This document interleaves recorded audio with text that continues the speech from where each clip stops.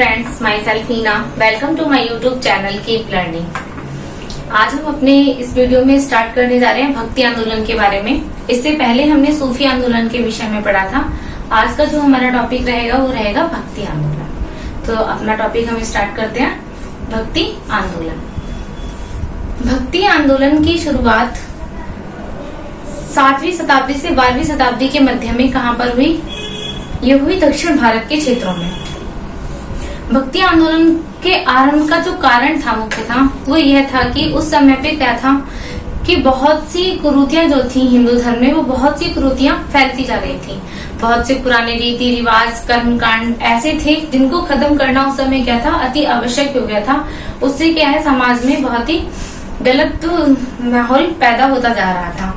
उन कुरीतियों को समाप्त करने के लिए, उनका अंत करने के लिए उस समय कुछ समाज सुधारकों ने कदम उठाए, और जो कदम उठाए गए, जिनके लिए भक्ति मार्ग को चुना गया, उसे भक्ति आंदोलन के नाम से जाना जाता है। मतलब समाज में जो कुरीतियां थी, बुरे रीति रिवाज थे, उनको खत्म करने के लिए हिंदू धर्म में जो कदम उठाए गए और उन कदम को उठाने के लिए भक्ति मार्ग को अपनाया गया, उसे भक्ति आंदोलन के नाम से जाना जाता है। तो हिंदू धर्म में जो संत हुए जिन्होंने इन बुराइयों को खत्म करने का प्रयास किया, वो हमारे भक्ति आंदोलन, उस समय जो उन्होंने जो आंदोलन किया वो भक्ति आंदोलन कहलाया। इसी प्रकार से इस्लाम धर्म में जो कुरीतियां थी और उनके समापन के लिए जो इस्लाम धर्म के जो गुरु थे, उन्होंने जो कार्य किया वो सूफी आंदोलन के नाम से जाना जाता है। तो आज के हम इस टॉपिक में पढ़ेंगे भक्ति आंदोलन। तो सबसे पहले हम पढ़ते हैं कि भक्ति क्या है। भक्ति की जो आंदोलन है ये कैसे हुआ, स्टार्ट कैसे हुआ, क्या इसका कारण था, इन सब के बारे में आज के इस वीडियो में हम पढ़ेंगे। कि जो भक्ति है, जो हमारा हिंदू धर्म है, हर धर्म का अपना एक उद्देश्य होता है। जैसे बौद्ध धर्म का अपना एक उद्देश्य है, जैन धर्म का अपना है, इसी प्रकार जो हिंदू धर्म का उद्देश्य है वो क्या है? मोक्ष की प्राप्ति करना, मतलब जन्म मरण के बंधनों से मुक्त हो जाना, मोक्ष को प्राप्त कर लेना। तो इस मोक्ष की प्राप्ति के लिए कुछ मार्ग है, और वो मार्ग क्या है कि मोक्ष की प्राप्ति हम किसके द्वारा कर सकते हैं? कर्म के द्वारा, ज्ञान के द्वारा, या फिर भक्ति के द्वारा। कर्म के द्वारा अच्छे कर्म करके, मतलब किसी का भी गलत ना करके, किसी के साथ कोई बुरा व्यवहार ना करके, अच्छे कर्म करके हम क्या है, मोक्ष को प्राप्त कर सकते हैं। इसी प्रकार से ज्ञान के द्वारा भी मोक्ष की प्राप्ति की जा सकती है। और ज्ञान की प्राप्ति हमें कहाँ से होती है? जो हमारे उपनिषद हैं उनके द्वारा हमें क्या है, ज्ञान की प्राप्ति होती है। मतलब यदि हम उपनिषदों का अध्ययन करते हैं, अच्छी धार्मिक पुस्तकों को पढ़ते हैं, अच्छे लोगों की संगतों में रहते हैं, तो हमें क्या है, उससे ज्ञान मिलता है, और इस ज्ञान के माध्यम से क्या है, हम मोक्ष को प्राप्त कर सकते हैं। और जो तीसरा मार्ग बताया गया भक्ति में मोक्ष प्राप्ति का, वो क्या था? भक्ति। हिंदू धर्म में जो मोक्ष प्राप्ति का तीसरा मार्ग था वो क्या था? भक्ति। भक्ति यानी कि ईश्वर की आराधना करना, ईश्वर में लीन हो जाना, ईश्वर के प्रति पूर्ण रूप से अपने आप को समर्पित कर देना। मतलब ईश्वर के प्रति अपने आप को पूरी तरीके से, ईश्वर को अपने आप को सौंप देना, ईश्वर को समर्पित कर देना, उसकी भक्ति में लीन हो जाना ही क्या है? भक्ति है। तो भक्ति क्या है? ईश्वर के प्रति आराधना, ये भी कह सकते हैं ईश्वर की आराधना करना, ईश्वर की आराधना।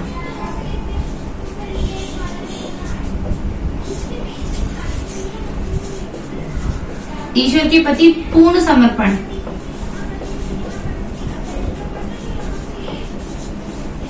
अपने आप को ईश्वर को समर्पित कर देना,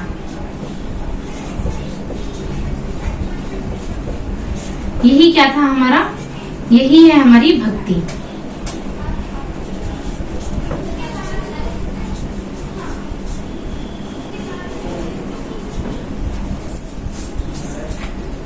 तो ये जो भक्ति शब्द है, इसकी जो सर्वप्रथम चर्चा हमें देखने के लिए मिलती है, ये इस टाइप के क्वेश्चन कई बार पेपर में पूछे गए हैं कि भक्ति शब्द की सर्वप्रथम चर्चा हमें कहाँ देखने के लिए मिलती है, ये शब्द हमें कहाँ सबसे पहले देखने के लिए मिलता है।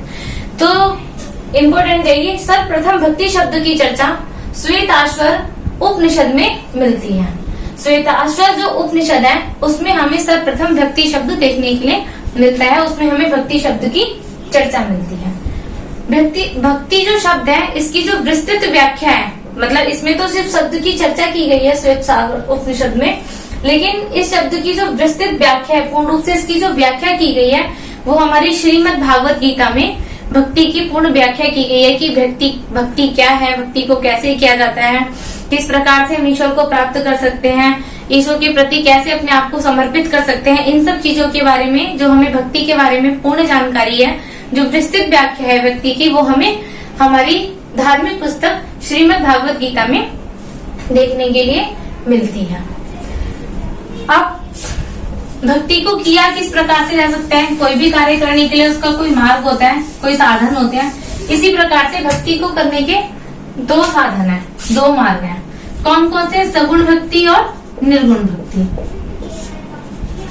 सगुण भक्ति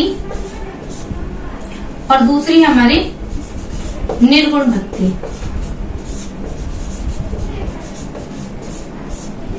ये तो सगुण भक्ति है। सगुण भक्ति में ईश्वर के किसी रूप की, किसी आकार की, किसी व्यक्ति विशेष की पूजा करना, वो हमारा क्या कहलाता है? सगुण भक्ति। जब जैसे किसी मूर्ति के रूप में ईश्वर को देखना, किसी आकार में ईश्वर को देखना, किसी व्यक्ति विशेष में ईश्वर को देखना, वो क्या है? हमारी सगुण भक्ति है। जैसे कि हम भगवान श्री कृष्ण की आराधना कर रहे हैं, भगवान श्री राम की आराधना कर रहे हैं, राम के रूप में ईश्वर को देखना, कृष्ण के रूप में ईश्वर को देखना, विष्णु के रूप में ईश्वर को देखना, ये हमारा क्या है? सगुण व्यक्ति है। निर्गुण व्यक्ति वह व्यक्ति ईश्वर के निरंकार रूप को देखना, मतलब जिसमें ईश्वर का कोई आकार नहीं है, कोई मूर्ति नहीं है, किसी व्यक्ति विशेष में हम ईश्वर को नहीं देख रहे हैं, वो हमारी क्या है? निर्गुण व्यक्ति। तो इन दो मार्गों के द्वारा भक्ति को किया जा सकता है, सगुण भक्ति और निर्गुण भक्ति। सगुण भक्ति को भी आगे दो भागों में बांटा गया।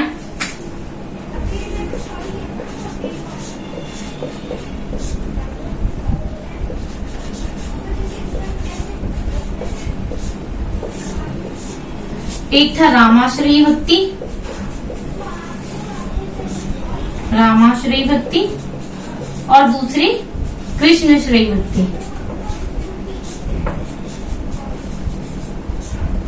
रामाश्रयी व्यक्ति राम को भगवान मानकर, राम के रूप में ईश्वर को देखकर उनकी भक्ति करना, राम की भक्ति करना, मोक्ष प्राप्ति के लिए भक्ति करना राम की, वो क्या था? हमारा रामश्रयी भक्ति। और कृष्णश्रयी भक्ति कृष्ण को ईश्वर मानकर, कृष्ण को भगवान मानकर उनकी भक्ति करना, उनको अपना समर्पित करना, अपने आप को, अपना मन उनको समर्पित करना, क्या था? कृष्णश्रयी भक्ति। तो रामश्रयी भक्ति में जो संत हुए वो हुए हमारे रामानंद, तुलसीदास। इन्होंने जो भक्ति करी वो किसकी भक्ति करी? भगवान श्री राम की भक्ति करी, तुलसीदास। और कृष्णश्रयी भक्ति में जो हुए वो हुई हमारी मीराबाई, सूरदास, चैतन्य आदि जो संत थे वो हमारे कृष्णश्रयी भक्ति में थे। तो ये था हमारा सगुण भक्ति और निर्गुण भक्ति। तो अभी तक हमने जो इम्पोर्टेंट चीजें पढ़ी वो क्या था? एक तो हमने ये जाना कि जो सर्वप्रथम भक्ति की चर्चा की गई है वो कहाँ पर देखने के लिए मिलती है? हमें श्वेताश्वर उपनिषद में। और दूसरा, भक्ति का जो विस्तृत व्याख्या है वो हमें कहाँ देखने के लिए मिलती है? श्रीमद् भागवत गीता में। भक्ति के जो मार्ग हैं वो कौन कौन से? सगुण भक्ति और निर्गुण भक्ति। सगुण भक्ति में भी रामाश्रयी भक्ति और कृष्ण भक्ति। रामाश्रयी भक्ति राम की आराधना करना, कृष्णश्रयी भक्ति भगवान श्री कृष्ण की आराधना करना, और निर्गुण भक्ति जिसमें ईश्वर के निरंकार रूप की पूजा की जाए, ईश्वर के निरंकार रूप को माना जाए, उनको अपने आप को समर्पित किया जाए, मतलब किसी रूप में ईश्वर को ना देखना, वो क्या था? निर्गुण भक्ति। जो जिनके प्रमुख संत थे वो कौन थे? रैदास, कबीर और नानक। इन्होंने जो भक्ति करी वो कौन सी भक्ति मार्ग को अपनाया? इन्होंने निर्गुण भक्ति मार्ग को। अब पढ़ते हैं कि भक्ति का प्रथम प्रचारक, जो सर्वप्रथम भक्ति का प्रथम प्रचारक किया, प्रथम प्रचार जो किया भक्ति का, वो किसके द्वारा किया गया? शंकराचार्य के द्वारा भक्ति का प्रथम प्रचार किया गया। अभी हमने थोड़ी देर पहले ही पढ़ा था कि भक्ति का जो आरंभ हुआ, भक्ति आंदोलनों का जो आरंभ हुआ वो दक्षिण भारत में हुआ और वह लगभग 7वीं शताब्दी में आरंभ हुआ। 7वीं शताब्दी से 12वीं शताब्दी के मध्य में वहां पर क्या है, भक्ति आंदोलन का प्रचलन हुआ। भक्ति जो है बहुत ज्यादा विस्तृत रूप लिया दक्षिण भारत के क्षेत्रों में। तो दक्षिण भारत में जो भक्ति हमारी विस्तृत हुई, वहां पर भी दो मत हुए, एक अलवार संत हुए और दूसरे हुए हमारे नयनार संत। दक्षिण भारत में जो ईश्वर की जो भक्ति की गई, वो दो संत वर्गों में समाज बट गया।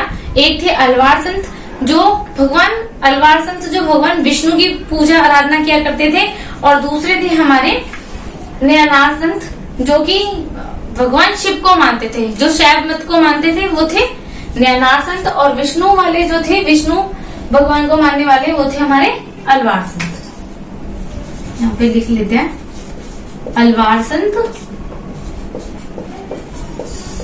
और नयनार।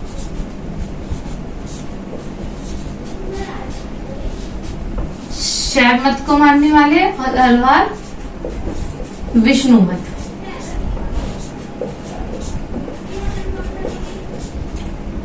अलवार संतों में एक महिला संत भी हुई जिनसे रिलेटेड कई बार प्रश्न पूछ लिया जाता है, जिनका नाम क्या था, आंडाल। इनका नाम था आंडाल नाम की एक महिला थी दक्षिण भारत में। ये अलवार संत हुई।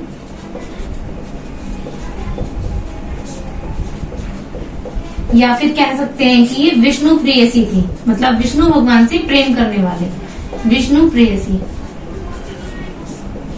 इन्हें दक्षिण भारत की मीरा भी कहा जाता है। अंडाल को दक्षिण भारत की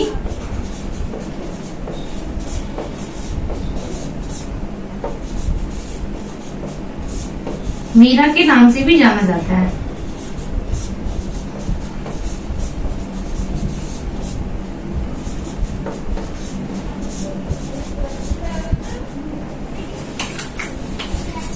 तो ये सबसे पहली महिला थी जो भक्ति आंदोलन में सम्मिलित हुई, जिन्होंने भक्ति करी। अलवार में ये सम्मिलित हुई और इनका नाम था आंडाल। ये विष्णु प्रेयसी थी, भगवान विष्णु की उपासना करती थी, भगवान विष्णु को प्रेम करती थी, और ये इन्हें दक्षिण भारत की मीरा के नाम से भी जाना जाता है। तो ये हमने पढ़ा अलवार संत और नयनार संतों के बारे में। जो अलवार संतों की संख्या थी वो थी 12। जो अलवार संत हुए वो हुआ हमारे 12, और जो नयनार संत थे इनकी संख्या थी 63 हमारे नयनार संत हुए दक्षिण भारत में, और अलवार संत जो हुए वो कितने हुए, 12 संत हुए।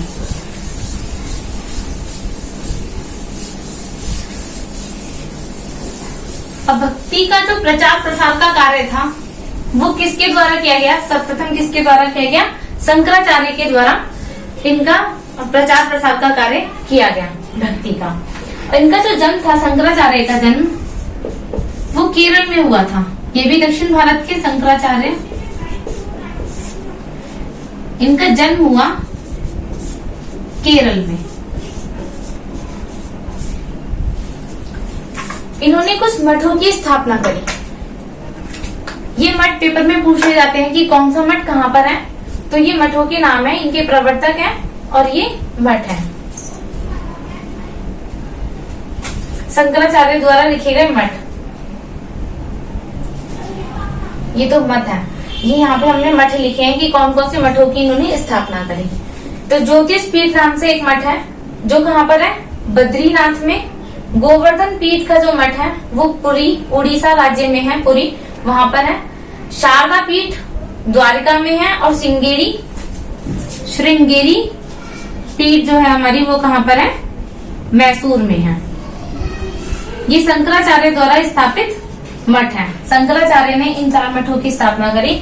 ज्योतिष पीठ बद्रीनाथ में, गोवर्धन पीठ पुरी उड़ीसा में, शारदा पीठ द्वारिका में, और श्रृंगेरी पीठ मैसूर में। अब हम पढ़ लेते हैं कुछ प्रवर्तक और उनके मत के बारे में। शंकराचार्य जो थे उन्होंने अद्वैतवाद का मत अपनाया, माधवाचार्य ने द्वैतवाद अपनाया, निम्बकाचार्य द्वारा जो मत दिया गया भक्ति के लिए वो कौन सा था, द्वैतवाद मत। ये प्रवर्तक हैं, इनके द्वारा कुछ मत दिए गए हैं भक्ति के लिए, वो ये उन मतों के नाम है। जो शंकराचार्य ने मत दिया वो था अद्वैतवाद, माधवाचार्य ने द्वैतवाद, निम्बकाचार्य ने द्वैताद्वैतवाद, वल्लभाचार्य द्वारा शुद्धाद्वैतवाद की स्थापना की गई और रामानुजाचार्य द्वारा विशिष्टाद्वैतवाद। इन्होंने रामानुजाचार्य ने विशिष्टाद्वैतवाद का मत दिया। तो ये भी पूछ लिया जाता है कि शुद्धाद्वैतवाद किसका मत था, तो हमें याद रखना है कि शुद्धाद्वैतवाद वल्लभाचार्य का था, विशिष्टाद्वैतवाद रामानुजाचार्य का था, द्वैताद्वैतवाद निम्बकाचार्य का था, द्वैतवाद माधवाचार्य का था और अद्वैतवाद किसका था, शंकराचार्य का मत था। ये इनके मत और इनके प्रवर्तकों के नाम याद रखने, इसे आप टेबल बनाकर याद कर सकते हैं। शंकराचार्य द्वारा स्थापित किए गए मठ हमने पढ़ लिए, ये जो 4 मठ हैं और ये कहाँ कहाँ पर स्थापित है। अब हम कुछ प्रमुख जो संत हैं, भक्ति आंदोलन के कुछ प्रमुख जो संत हैं उनके बारे में पढ़ते हैं। तो जो हमारे पहले संत हुए वो कौन थे, अभी हमने शंकराचार्य के बारे में पढ़ लिया, अब हम पढ़ते हैं रामानुजाचार्य के बारे में। रामानुजाचार्य भक्ति के प्रारंभिक प्रतिपादक थे। सबसे पहले जो भक्ति थी उनका जो प्रारंभिक इनका जो प्रचार प्रसार किया वो किसके द्वारा किया गया, रामानुजाचार्य के द्वारा किया गया। इन्होंने सगुण भक्ति मार्ग को अपनाया। अभी हमने पढ़ा था सगुण भक्ति मार्ग मतलब ईश्वर के किसी रूप की आराधना करना, ईश्वर के किसी आकार की आराधना करना, किसी व्यक्ति विशेष में ईश्वर को देखना, यही क्या था हमारा सगुण भक्ति। तो रामानुजाचार्य सगुण भक्ति मार्ग को अपनाया गया। इन्होंने समानता पर बल दिया, जाति व्यवस्था का इन्होंने विरोध किया। इनका मानना था कि हिंदू और मुस्लिम सभी क्या है, ईश्वर के लिए समान है। उस समय क्या था, समाज में इस प्रकार की कुरीतियां फैल रही थी, रीति रिवाज, कुछ बुरे रीति रिवाज थे, उन सभी को खत्म करने का प्रयास इन संतों के द्वारा किया गया और जो मार्ग चुना गया वो क्या था, हमारा भक्ति का मार्ग चुना गया। मतलब वो जो लोग थे उन्हें ईश्वर की तरफ लेके जा रहे थे, भगवान की तरफ उनको लेके जा रहे थे और इन कुरीतियों, रीति रिवाजों, कर्म कांडों को खत्म करने का प्रयास इन संतों के द्वारा किया जा रहा था। तो इन्होंने समानता पर बल दिया, जाति व्यवस्था का इन्होंने विरोध किया कि कोई भी ऊंच नीच जाति नहीं है, कोई मतलब ये नहीं है कि शूद्रों के साथ अलग व्यवहार करना, ब्राह्मण श्रेष्ठ है, इस प्रकार की चीजों का इन्होंने क्या किया, विरोध किया।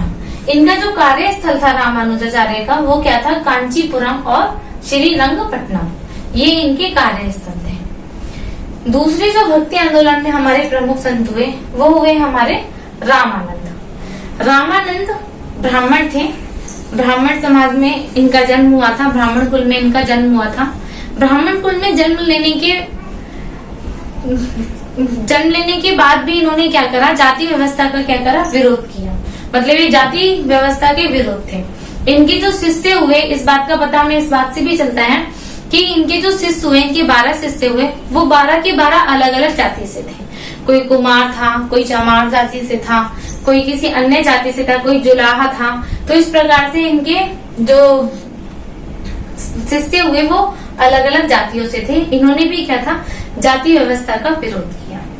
रामानंद ने भी सगुण भक्ति की। सगुण भक्ति में इन्होंने विशेष रूप से भगवान राम की भक्ति की, भगवान राम की भक्ति इन्होंने की और राम की उन्होंने भक्ति की। इनका जो जन्म था वो प्रयाग में हुआ था, प्रयागराज, इलाहाबाद जिसको कहा जाता है।